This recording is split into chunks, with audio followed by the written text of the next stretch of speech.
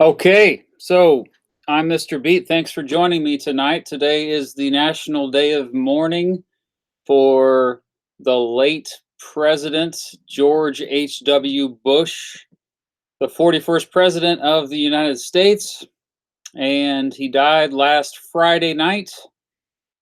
And it was really weird because I was sitting on the couch with my wife, and she's like, "Yeah, when are you going to live stream next?" And I said, "Well, I suppose if a president like George H.W. Bush dies, it might be a good opportunity to live stream." And looking back on that, that was really morbid of me to say, but like a day or two later, he passed away. So here we are.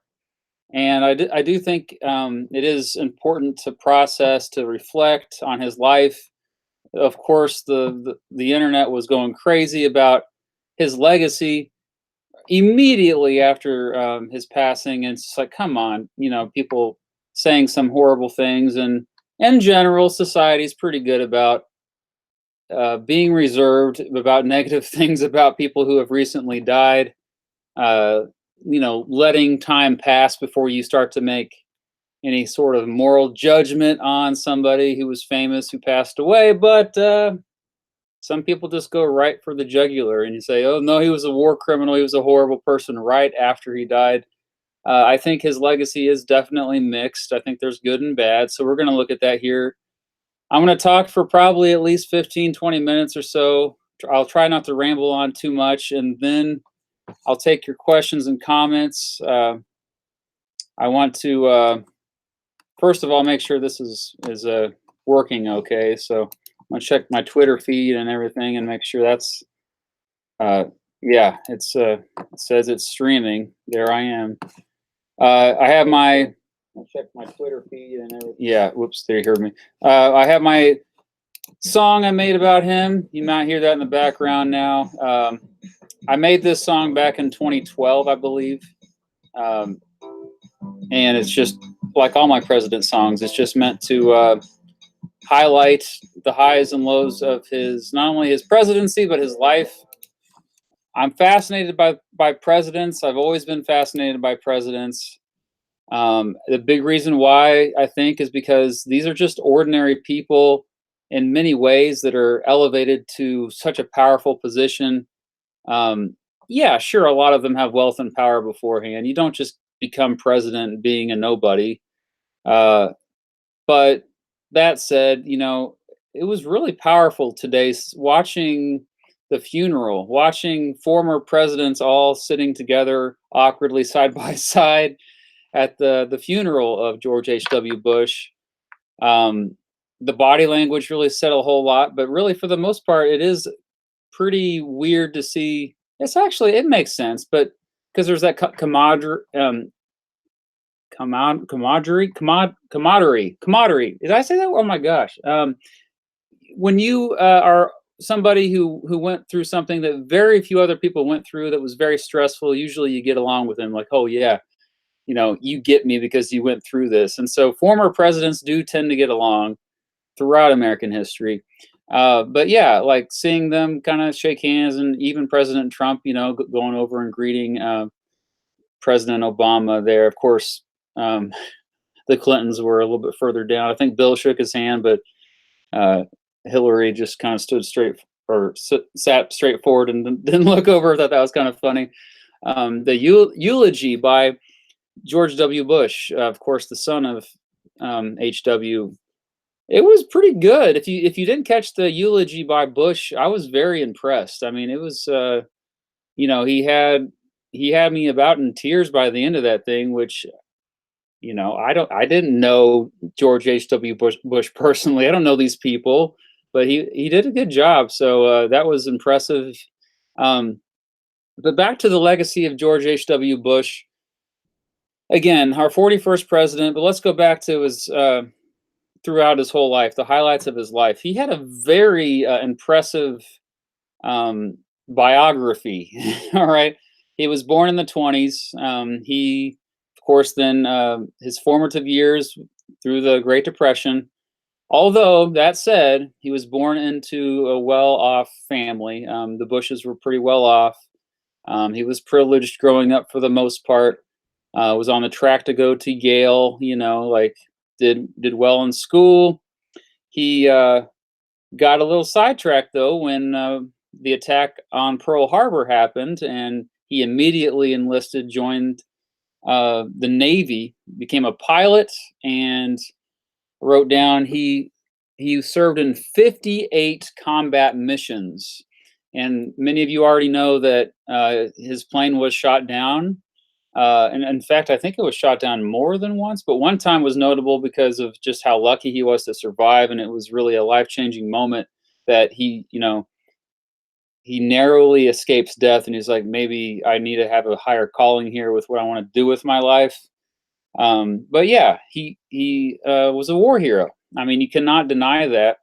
And then he comes back home, of course, goes to Yale, gets a degree in economics, which that's impressive. A lot of presidents uh, they don't go for degrees other than law. You'll find a lot of them take the lawyer track, and but yeah, he of course went into the family business.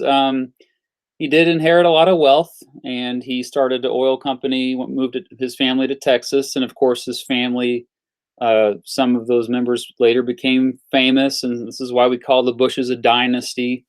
You got George W. Bush, who was his son, who became a president 8 years after he left office. You have Jeb Bush, who became governor of Florida and made his own presidential run in 2016.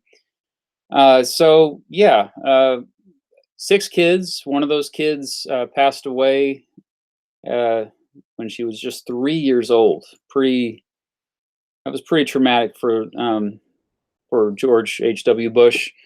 Um, but they came from Massachusetts originally, so they had roots on the East Coast, and so setting up this family in Texas, starting a new life, uh, very kind of try to portray this image as like, oh, we're outdoorsy and all this, and we're like with common folks, but you know, uh, he always had this kind of aura of like, I'm with the elite, okay? I'm one of the best of the best. He got into politics pretty early. He was elected to the House of Representatives, representing the 7th District in Texas. 7th, right? Yeah. And he served some time there. He ran for Senate in 1970, didn't get that. Later on, Nixon appointed him as ambassador to the United Nations. He was also CIA director. And then he wanted to become president. This was 1980. So we're still talking quite a while ago. I mean, that's before I was born, even. So he ran against a guy named Ronald Reagan. And in that election, George H.W. Bush was the more moderate conservative. He was more moderate, especially on social issues, except for drugs. Very, very to the right on with drugs. But as far as economically, he was a big free trade guy. Soft language when it came to immigrants, and same with Ronald Reagan, really in several ways. But Ronald Reagan was seen as of a more of a conservative, more of a limited government guy. And so I think that's ultimately why he had more passionate supporters. But Ronald Reagan, after he wins the nomination for the Republican Party in 1980, turns around and says, "Hey, I know you ran against me for several months here, and we were really talking trash to each other, but do you want to be my running mate now?" And George H.W. says, "Yeah." And they make a really strong ticket, one of the strongest tickets in American history of all presidential elections. And they win pretty easily in 1980. They win re-election in 1984 pretty easily. When George H.W. Bush is a vice president, his big thing is the war on drugs. Him and Reagan, man, they really wanted to. They thought just being tough on crime was the way to get rid of drug use, which, as we now know, was highly ineffective. But he was all about deregulation as well. So just like Reagan was on this, so they had a lot in common. So those were his two big things, I think, when he was vice president, and he kind of carried that over. I think he still had those presidential ambitions the entire way throughout his tenure as vice. And so, yeah, 1988, a lot of people are like, yeah, he's going to be a shoo-in because Reagan was so popular. The 80s were, it was known as a time that was very successful overall for the economy, despite growing inequality and the growing deficits each year. But yeah, he had a bit of a fight against Dukakis, but he became our 41st president in 1989, which, whoa, when HW was president, a lot was going down. Let me tell you, the Berlin Wall came down. So that was kind of a pun. Literally, the Berlin Wall came down. George H.W. Bush's first year in office. The Cold War ended when he was president. The Soviet Union collapsed by the end of his presidency. The Soviet Union was no more. One by one, these communist countries fell and democracies took their place, which was just an insane time. As a kid, I don't really remember seeing a whole lot about it on the news because I was more into Teenage Mutant Ninja Turtles, but it was. I wish I would have paid more closer attention. It was really an exciting time to look at, geopolitics. But yeah, H.W. Bush, he was the one who got NAFTA going, signed NAFTA. Later, Clinton supported it. Actually, pretty much every president up until, well, even President Trump. His new NAFTA is essentially just a modified NAFTA. So he started NAFTA, which to this day is controversial. He was more known for foreign policy, so had a military intervention in Panama. The Persian Gulf War is probably the most famous thing he's known for. It was one of those deals where American soldiers were in there to aid Kuwait when Iraq, led by the dictator Saddam Hussein, invaded this little country of Kuwait, and we come in with all these other countries around the world. We come in to save the day. The war's over with in a blink, and Bush's approval rating is through the roof. We're talking in the 80s. So a very popular president in the early 90s. Now, one thing that led to his downfall was his promise of no new taxes. Read my lips. I'll tell him again and again, no new taxes. And so that was at the Republican National Convention in 1988. He raised taxes, but here's the deal: he tried to avoid it at all costs, but ultimately he was a guy who he compromised. He worked across the aisle sometimes. He just wanted to see progress. He wanted to see problems solved, and that meant that sometimes, yeah, I mean, he was not an ideologue. He was a realistic dude who made deals when he had to. This is one of those deals he knew that would cost him politically, but he made it anyway because he knew that it would lead to a surplus. We haven't had surpluses, with revenue in the federal government since the 1990s, but a big reason why we did was because of George H.W. Bush. But that was a big reason why he didn't. He barely got renominated in 1992 when he ran for re-election, and ultimately lost that election to a lot of his supporters. I think became disillusioned after that, and they turned to Ross Perot. But even that, you can't blame Ross Perot for all of it.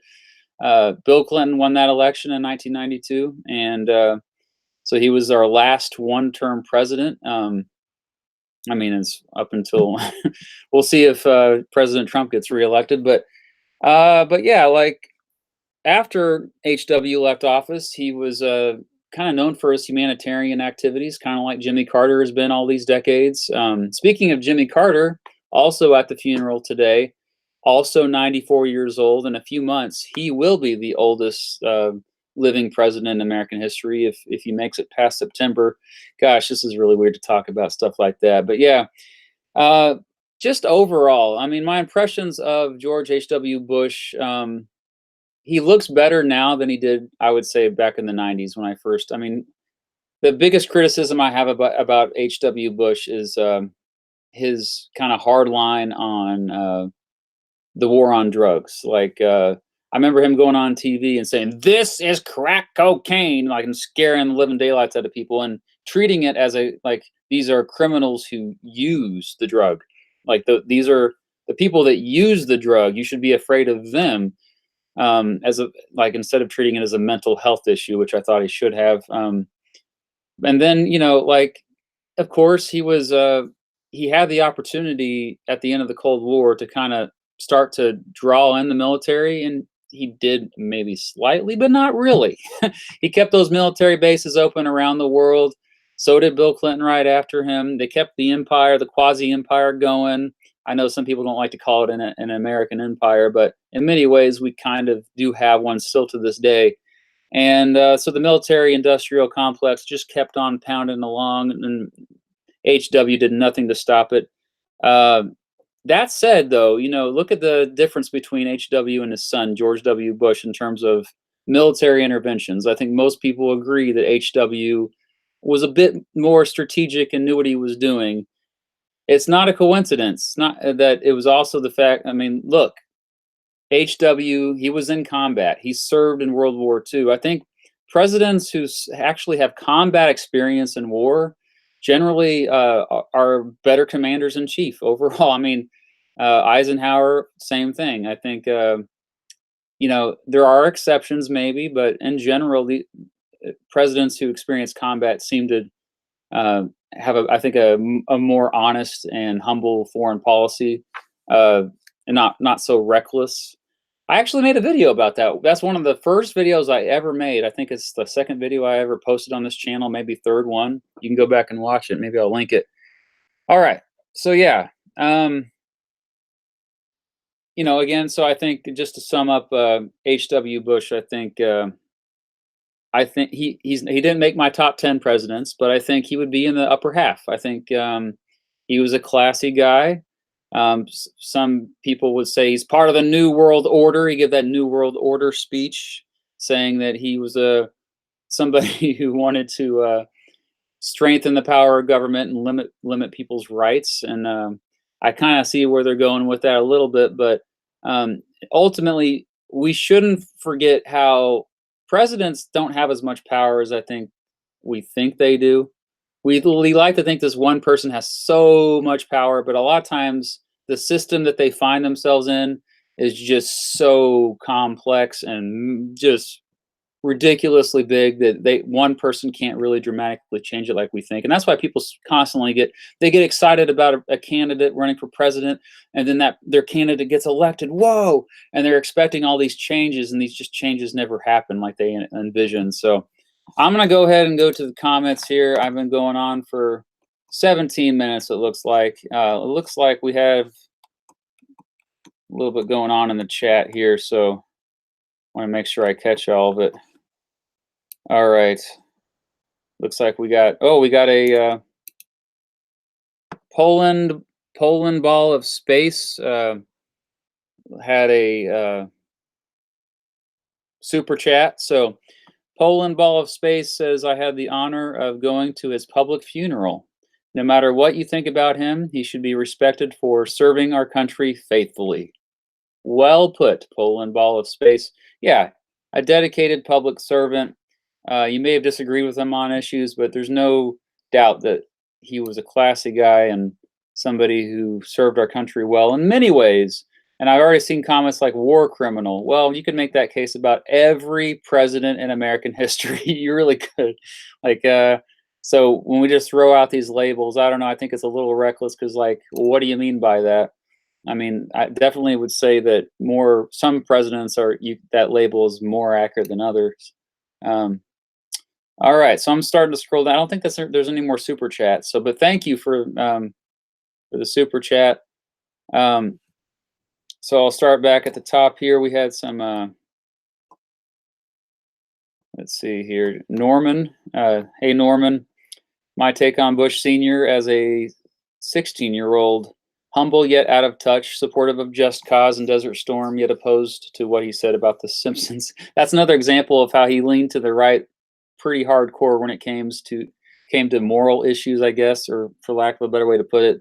The Simpsons, yeah, he like railed against The Simpsons, like destroying family values. And I think that influenced actually my parents' decision not to show that show. Like they didn't want my brother and I to watch that show growing up. All right. Looking back on the chat here. Vladimir Lenin. Wow, good to see you on the chat. He says there's a quote, "I will never apologize for the US. I don't care what the facts are." I've seen that quote being floating around social media about him. I have no idea whether or not that quote is true. If somebody can verify that in the comments, please let me know. A lot of people seem to not know a whole lot about them. I notice my students, they tend to get him mixed up with George W. Bush because George W. Bush was the guy that was actually president when they were alive. So, all right, Canada Ball says, "Who's your favorite president?" I actually made a video about my top 10 presidents, so I'll have to put that link also in there after I'm done with this. But Grover Cleveland is a surprise to a lot of people. He's pretty much my second favorite. George Washington is my favorite. Yeah, Thomas, thanks for bringing up that in September 1944, Bush was one of 9 pilots shot down by the Japanese.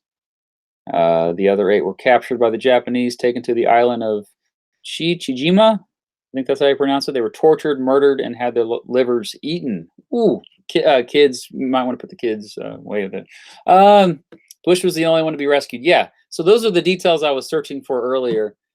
Pretty amazing that he was able. I mean, you think about a lot of what people who find themselves in positions of power. A lot of times, I think we don't realize it's a lot of luck.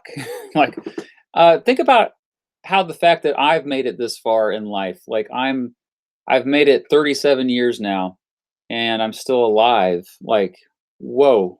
Think about how lucky all of us are to be alive, all the things that could have gone wrong. But you think about something like that. If you were a survivor when everyone else was captured by the Japanese and the way they died, especially, to think about, you know, wow, I was the one spared. I think that's a unique feeling to go through. All right, we're keeping camaraderie. Camaraderie. Why couldn't I say that earlier? Camaraderie. What the heck is going on here? I don't know how to talk sometimes. Yeah, a lot of you guys are just kind of going back and forth. Somebody mentioned, oh, Norman did Senator Bob Dole's salute yesterday. Yeah, that was pretty powerful to watch that. I've actually seen Bob Dole in person a couple times. He's from my home state of Kansas. Ran for president in 1996, and they sometimes were. Bob Dole, as a senator, was sometimes critical of President Bush, but Patrick Spoon says H.W. Bush was so insanely qualified to be president that his privilege is almost excusable. That's a good point. I mean, he got criticized on the campaign trail. I remember for being out of touch, elitist. He is what some people refer to as a country club Republican. That's a pejorative, saying, these Republicans who generally they inherit a lot of wealth, they have a lot of wealth, they're out of touch with ordinary Americans. They generally have policies that aren't in the interest of blue collar workers, maybe like NAFTA is a great example for that. Some people even called his son, George W. Bush, a country club Republican. President Trump is not. In fact, the country club Republican might have died with. I mean, the Republican Party has dramatically changed, and I think to think about the differences of the Republicans and I think Newt Gingrich is a big reason why, like the Republican, revolution, the contract with America of 1994, when the Republicans took over Congress, the House of Representatives, the first time they took over House of Representatives in decades. I don't remember the exact number, but since basically, I think before FDR. Yeah, I don't know, but it was crazy, and ever since then, I think we've had a Republican Party that has been a bit more in your face and kind of more populist. Um, he criticized supply side economics as voodoo economics. Yeah, essentially elected as Reagan's third term. Sesame Street. Oh yeah, I have puppets coming on Friday. My next video is going to be have puppets.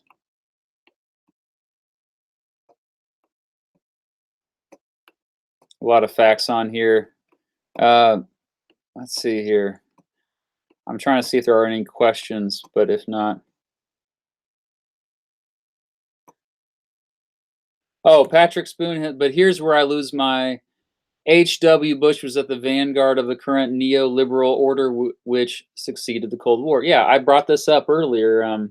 Kind of that permanent empire he kind of helped solidify when the Cold War ended. Remember the arms buildup, the basically just constantly pouring resources into our military, uh, whether we would use these weapons or not. Most of it just being for show, for show. That that was that was a big opportunity they missed out on, and I think no, there's a lot of people don't think about the implications of that. All right. Oh, yeah. I forgot to mention that George H.W. Bush was the captain of the Yale baseball team. Quite a good baseball player while he was in college. He finished college, I think, in less than 3 years, by the way. So just to add something else to the dude's resume. I mean,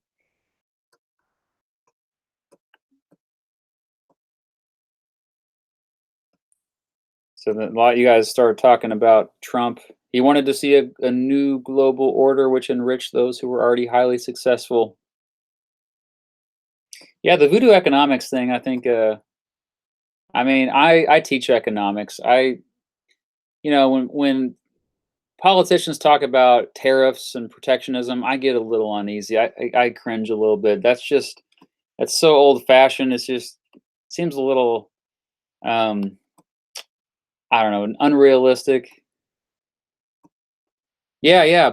Somebody mentioned. Oh, Thomas mentioned Pat Buchanan. Yeah, that was you know, he was basically a lot of Pat Buchanan supporters. He ran against HW in 1992, tried to win the Republican nomination, and when he didn't get it, a lot of them did turn to Ross Perot. This is crack cocaine. Yeah. Oh, hey, Stefan. Yeah, how you doing? I was only 2 and foreign at the end of the Bush presidency ended, so I'd be interested to see coverage these days. Well, I didn't realize you were that young, Stefan. Man, making me feel like an old man. Oh, thanks. That you love my channel, Malini.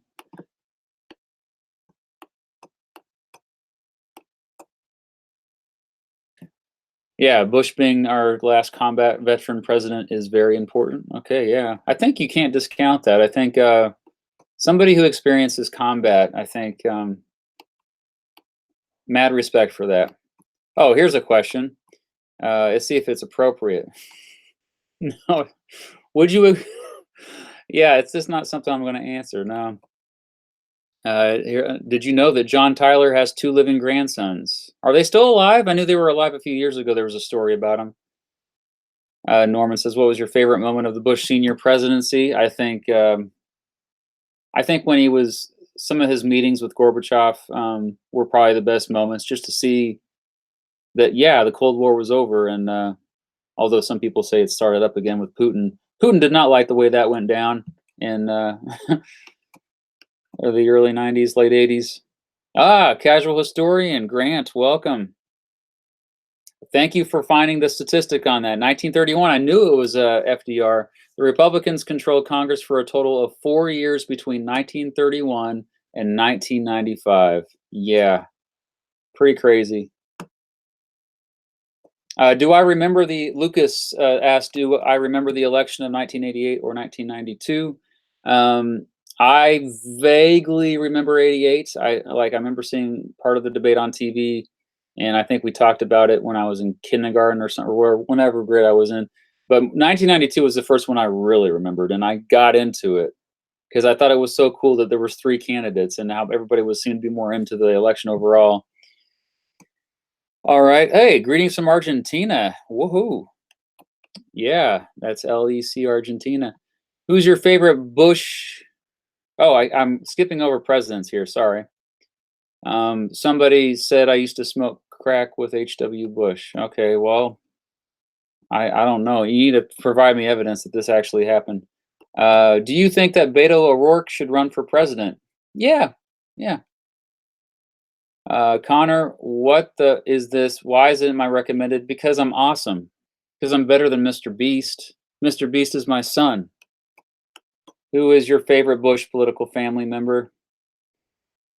Phew, it might be HW, honestly. Yeah, I have to think about that more. But do you think Bush only helped Kuwait because he was oil hungry?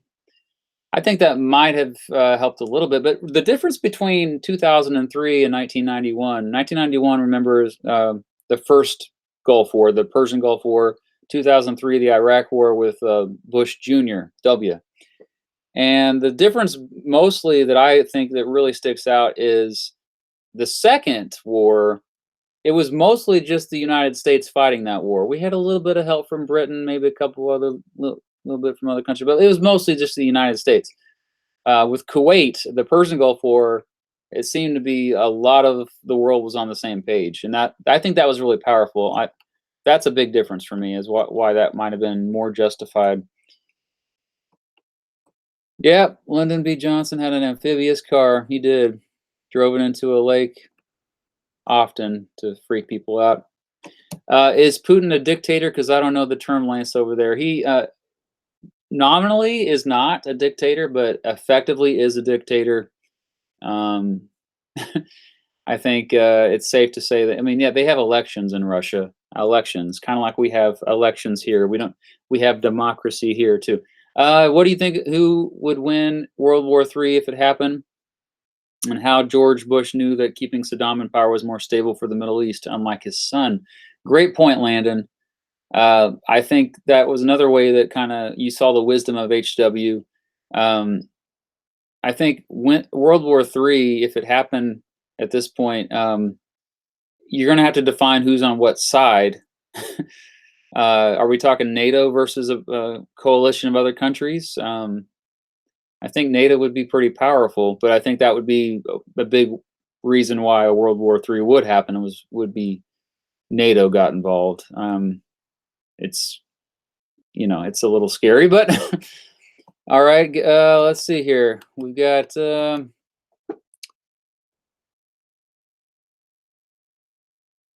Set It Guy. I might have skipped over some here. It looks like the screen just messed up.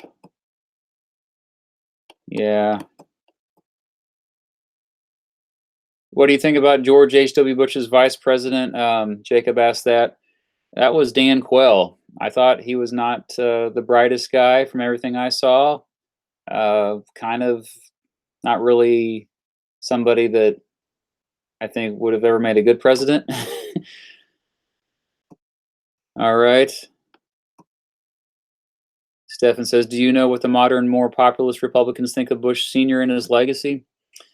I think it's mixed. I think I was kind of looking at social media and looking at how a lot of Trump supporters were actually saying nice things about Bush Sr., which was a little surprising. But I think a lot of them, yeah, they talk trash. It really is a different brand of republicanism. All right, Yeeky Days. Ooh, this is a question that maybe is trying to get at the soul of who I am. He says, "Who did your parents vote for in the 1988 election?" My parents have voted for Republicans their whole lives. Republicans straight ticket, and they mostly vote on wedge issues. Well, mostly abortion is the issue they vote on. You think Bush was a people person more than Reagan? No, Reagan was more of a people person by far. Uh, oh yeah, okay, yeah. Patrick, I'm loving what you're sharing here. Be sure to check his comments, guys. Although he has a filthy mouth, but other than that, good stuff. Uh, FRXZT official says, "How do you feel about Andrew Johnson?" Well, you can see my worst presidents video to find out how I feel about Andrew Johnson. He's one of the worst presidents we ever had. Yeah. Let's see here. Looking for other questions. Said it guy, what do you think about Bernie for 2020? I think if he decides to run again, I think he will probably win unless he dies. I mean, he's getting up there, right?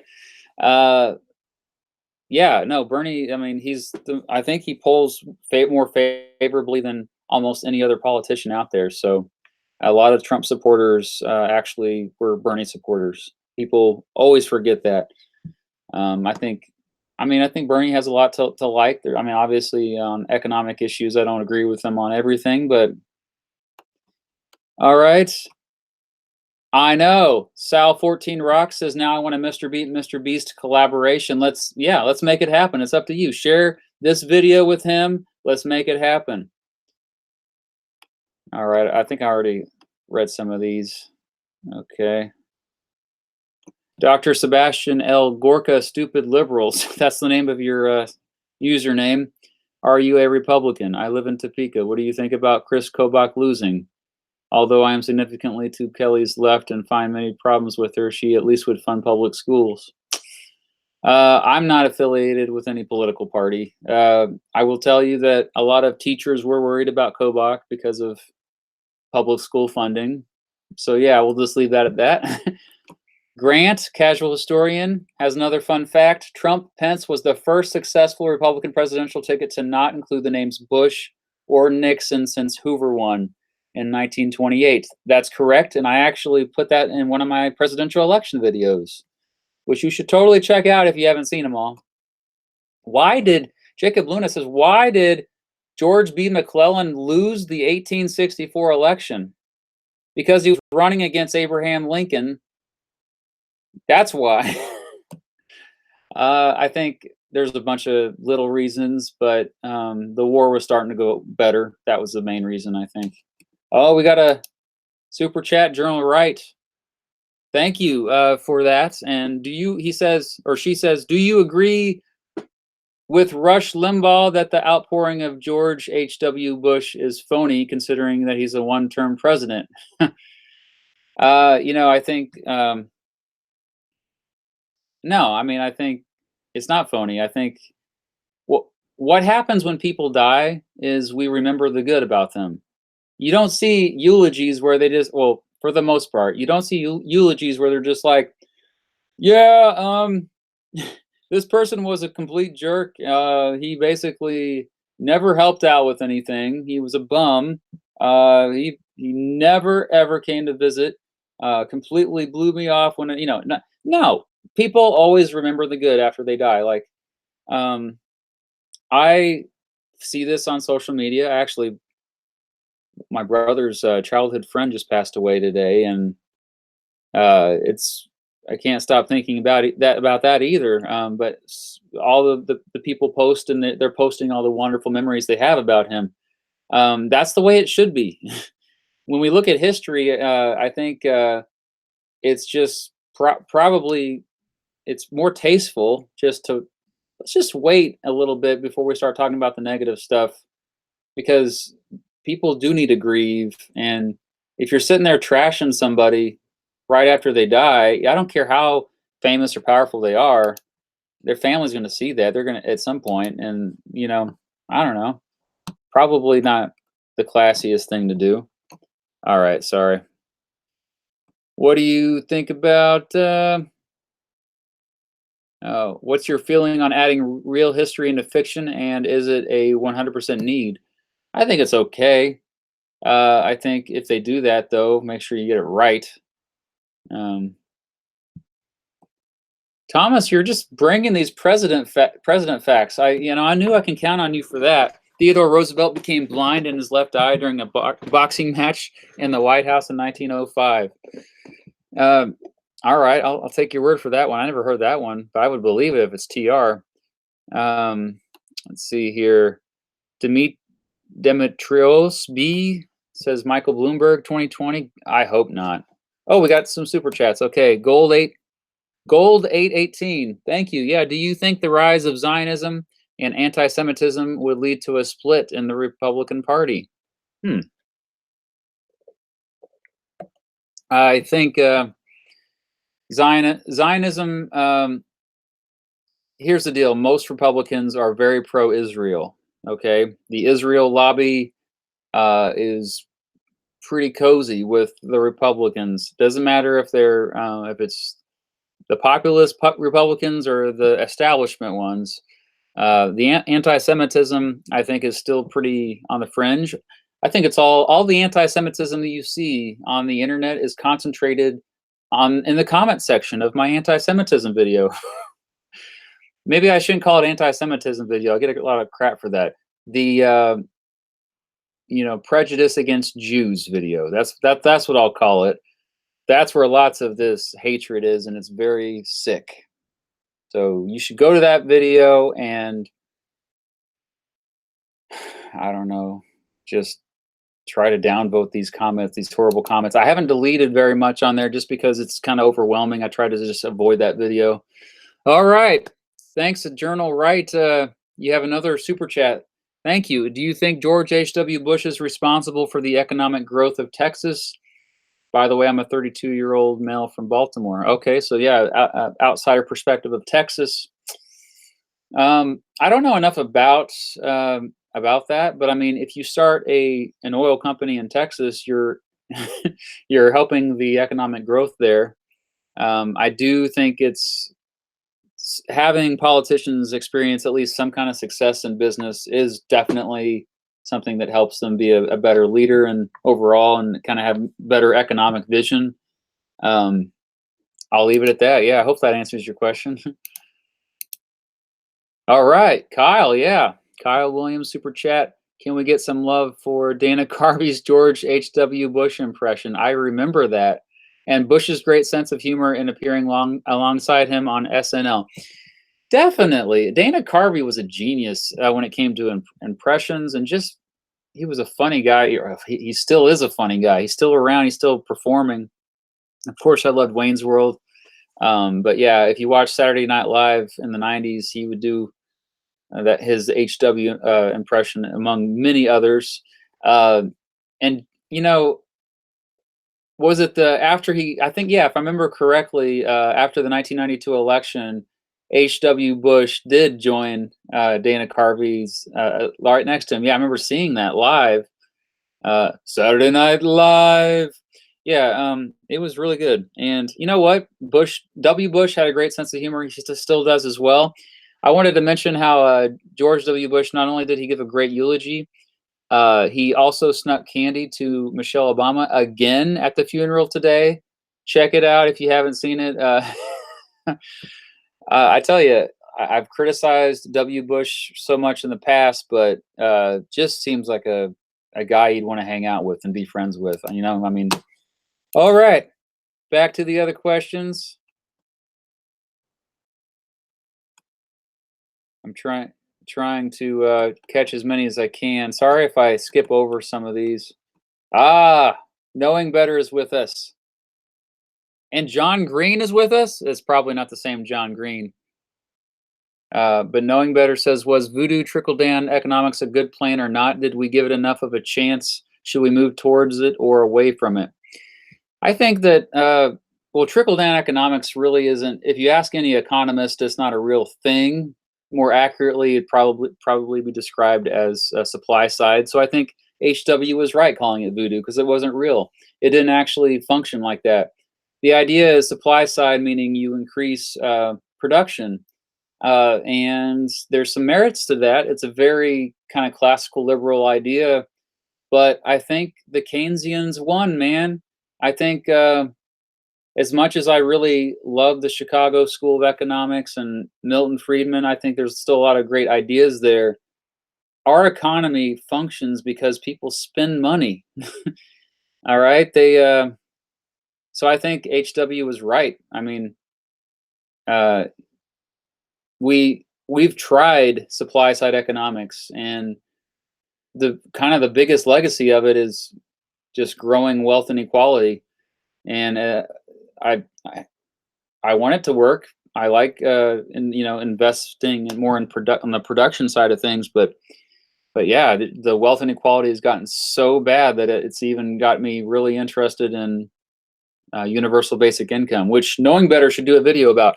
John Green says, what the U.S. policy toward Russia should be in your opinion? Yeah, I mean, I think they should be diplomatic with them.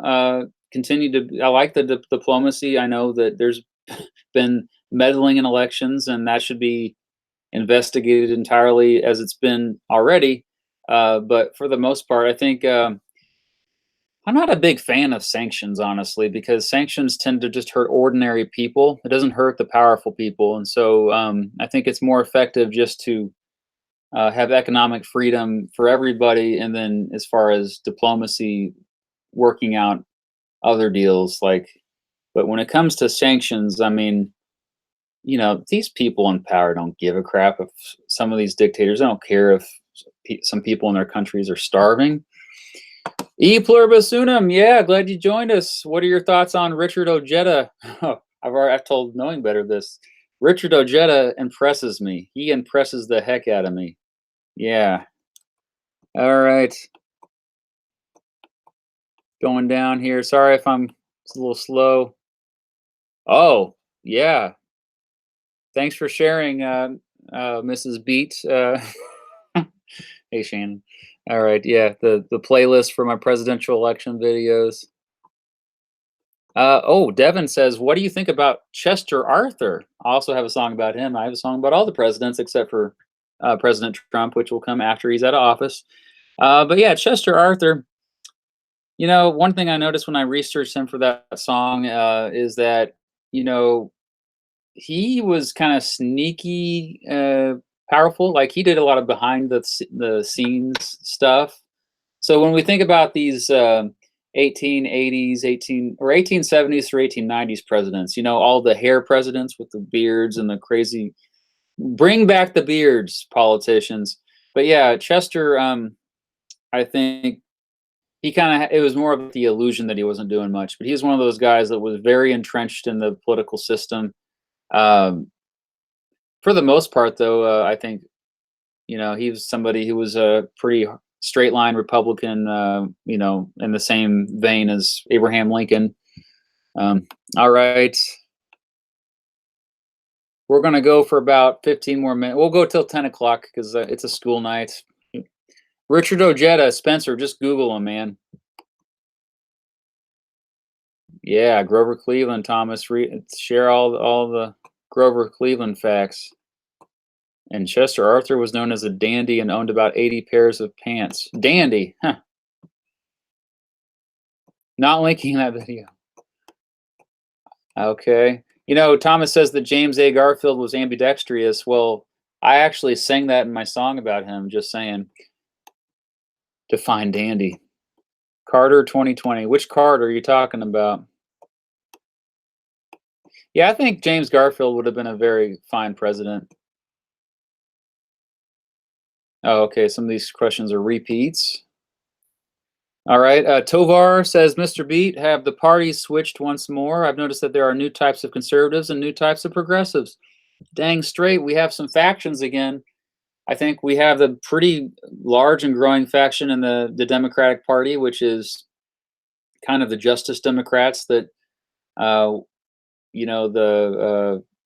they are the ones who don't take the super PAC money. They seem more populist. They focus on economic issues and healthcare. So, like Richard Ojeda or Alexandria Ocasio-Cortez, stuff like Bernie. And then on the Republican side, you also kind of have this group of more populist leaning. It's smaller, but I think part of it is Trump. He really tapped into something there. But also, you got a few that just you can't fit them into a box like you could previous Republicans. They're kind of like Rand Paul is a great example of this, or Mike Lee. Like they lean more libertarian, but they kind of are all over the place on issues. So, but they definitely, I mean, for the most part, the Republican Party is more unified than the Democrats. I mean, the Democrats even talked about not a lot of them say, no, we're not going to vote for Nancy Pelosi to be speaker again. Nope. So I thought that was interesting. All right. Let's going down here. Do you think Henry Clay? Oh, I'm sorry. Plucky Lizard, best period in U.S. history to learn about. I think the counterculture era, 1960s, 1970s, is my favorite. It's my favorite to teach about as well. Uh, do, Odd Henchman says, "Do you think Henry Clay would have been a good president?" Absolutely. He had kind of had this same George H.W. Bush thing going on, where he was known as somebody who worked across the aisle, compromised. He was the great compromiser, but also somebody that had lots of experience. He he was basically like almost too qualified. I mean, in some ways, and so it was kind of crazy how he never. That's somebody who had bad luck when it came to the presidency, because that dude should have been president. Crazy times, the 1880s. All right, let's see here. I keep accidentally skipping over questions. I'm so sorry. Gum Gum Dukuin. What made H. Bush different as a president when compared to his son? How come he did? How come he did? W. Bush made things worse to some extent.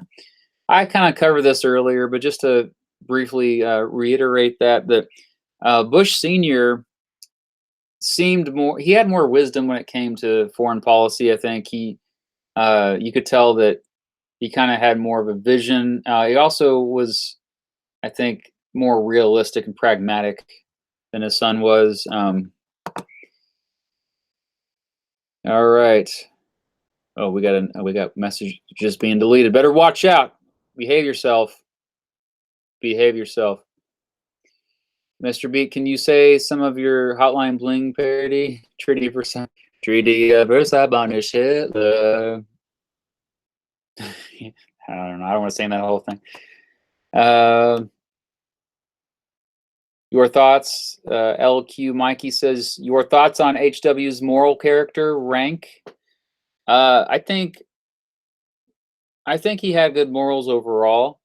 I think part of the reason why the bad things happened was because it was unintended. I don't think he had the complete foresight to see the unintended consequences of his actions. We'll leave it at that. Said a guy says, Mr. B, can you do a video on why the draft hasn't been found to violate the 13th Amendment? That's not, you know what? I think that's already on my list somewhere. I remember being very curious about that issue at one point. Mateo's Politics, what Democrat would you vote for in 2020? I don't know. Richard Ojeda? Yeah. Let's see here.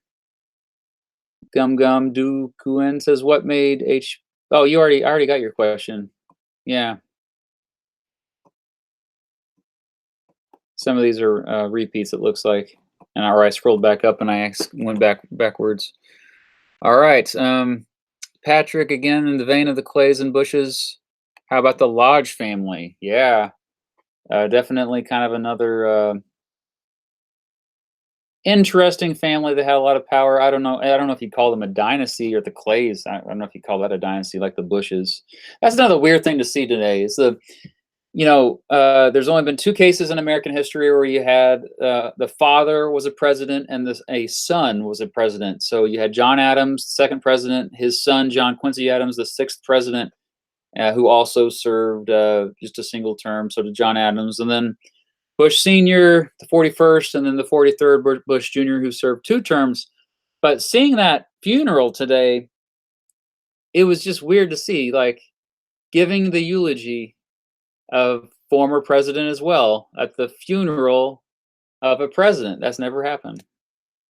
So I don't think that's happened. Correct me if I'm wrong. All right. Can you do a video about James Garfield's assassination? I would like to do that. Yes. That's been on my list for a long time. Midterm elections. That's something I've considered as well. I'm thinking maybe when my Supreme Court briefs videos start to kind of like, okay, I'm kind of running out of cases that are interesting, I think I'll tackle that.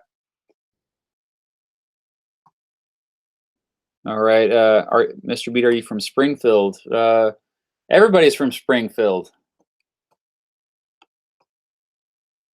Yeah, Henry Cabot Lodge Jr. was Nixon's running mate. Yeah, I knew that, but he just the family didn't have as much political power as the Bushes. And remember, there's Prescott Bush, who was the grandfather of W, father of HW. Why do you believe in the one told, why do you believe in the party switch if both sides still have similar policies before and after the switch? I'm not quite sure where if you're talking to me or somebody else. Bush or Ford? Hmm. A lot of people talk trash about Beto. I think he kind of has the same appeal that Barack Obama did. I think that's why people are drawn to him. He's a good speaker, kind of charismatic. Is it fluff? Would he actually walk the walk? I don't know. Nolan Hansen says, "Who do you consider to be the most forgotten U.S. president?" Um, I think often, I think Martin Van Buren gets forgotten a lot. He was actually more important than people realize. Yeah, James Garfield, as we mentioned earlier. Will I do Marbury v. Madison? Well, yeah, that one's coming again. In fact, this is going to be the first time where I just straight up completely redid. I'm going to redo an old video. I have a video about Marbury v. Madison that I released in, I think, 2013, one of my first videos, and I am remaking it and making it a whole lot better. So look for that soon. Is it true that Gum Gum says? Is it true that a girl told Lincoln that if he has a beard, he'll get more votes from women? Yeah, no. This girl wrote him a letter saying he should grow a beard. That he'll get more votes. I wasn't sure if it was. I'm not sure if it was specifically from women, but yeah, that's a true story. I think they still have the letter actually somewhere, and he did grow the beard afterwards. All right, I have a video about beards and politicians. That was one of my favorite videos to work on. All right, we got about 3 minutes. We're gonna start to wrap this up. Rutherford Hayes was forgotten quite a bit. Yeah. Uh, oh yeah. Good night, Mr. Graves. Zachary Taylor. Yep. Was writing stuff says, was Polk a good president because he gained a bunch of new land for the country, or a bad president because he started a pointless war with Mexico that killed thousands? Isn't that the question, right? I think he's another mixed legacy one, kind of seen as though somebody who was a bit ruthless. So yeah, I think I lean more towards the ruthless side. Like, dude, respect sovereignty and all that, but look at how powerful the United States became and all the great things that the United States has done. We've done a lot of bad things too, but okay. And then, do you think that America really promotes democracy, or is that not a fair statement? John Green, what a great question. I think democracy. We don't have full democracy in this country. We have representative democracy, indirect democracy. The Electoral College is a great example of that. We didn't even directly elect our senators until 100 years ago. So, and then you look at how much money is poured into politics and to campaigns, and you wonder, like, okay, I think it was Harvard that did a study, or they found that we're actually an oligarchy, not not a democracy. And so it is a little weird when you hear about kind of neoconservative, neoliberal policy, foreign policy of let's spread democracy around the world, which goes way back to the Manifest Destiny days. I think that we need to work on our democracy here first. We need more democracy in the United States. I think we've reached a point with technology and with our culture that I think we're ready for more democracy. Some people I know that frightens them, but I think we could use a little bit more. Somebody called me Mr. Betts. I'm not Mr. Betts, but me and Mr. Betts get along very well. We're good friends, although we've never met. So how good friends are we? We're going to meet next summer, though, at VidCon. Come to VidCon. Is Obama a neoconservative or I mean, you could say he's a neoconservative or neoliberal. I don't know. Foreign policy, it's the same foreign policy as George W. Bush for the most part. One or two more. How do you feel? Aqua Fine says, how do you feel about the fact that Gerald Ford would cry when he saw Chevy Chase on TV? I don't know much about that. I heard about it, though. Okay, well, looks like we got another super chat here, so we'll end it with that. So thank you for that. Gold 818 says, do you think the libertarian and populist groups will overtake the conservatives in the Republican Party? The reason why I think the libertarians and populists would have a better chance than the Democrats is because it seems to be more of an opening there.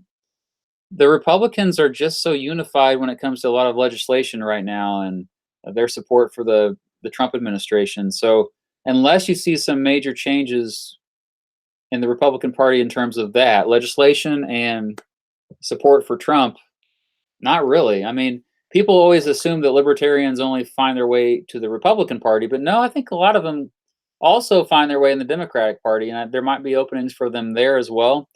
That said, what about the Libertarian Party? What about a third party movement? I'm always saying, the last few years have been a great opportunity for a third party to finally gain some ground. And I was thinking it was going to happen in 2016, but Gary Johnson wasn't the best candidate. I mean, he really wasn't. I think um, he was a nice guy and he was experienced and a genius business person, but kind of like a super athlete.